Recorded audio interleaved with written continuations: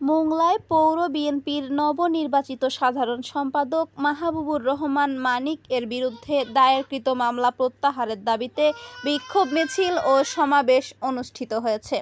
শনিবার সকালে পৌর বিএনপির আয়োজনে এই বিক্ষোভ মিছিল ও প্রতিবাদ সমাবেশ অনুষ্ঠিত হয়। বিক্ষোভ মিছিল ও প্রতিবাদ সমাবেশে স্থানীয় বিএনপি ও অঙ্গ সংগঠনের নেতাকর্মী সহ বিভিন্ন শ্রেণী পেশার শতাধিক মানুষ অংশ নেয়। বিক্ষোভ মিছিলটি পৌর শহর প্রদক্ষিণ শেষ করে পৌর মার্কেট চত্বরে এসে শেষ হয়। পরে সেখানে সংক্ষিপ্ত সমাবেশ করেন তারা। প্রতিবাদ সমাবেশে বক্তারা বলেন, মাহবুবুর রহমান মানিক বিএনপির একজন সক্রিয় কর্মী।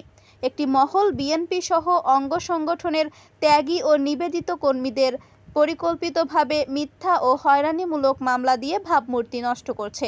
অবিলম্বে এ সকল মিথ্যা মামলা প্রত্যাহারের দাবি জানান তারা। সঠিক তদন্তের মাধ্যমে ব্যবস্থার দাবি জানিয়েছেন আন্দোলনকারীরা।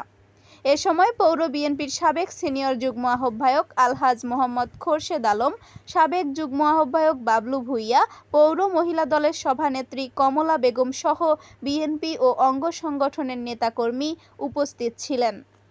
Desk report, Mongla post.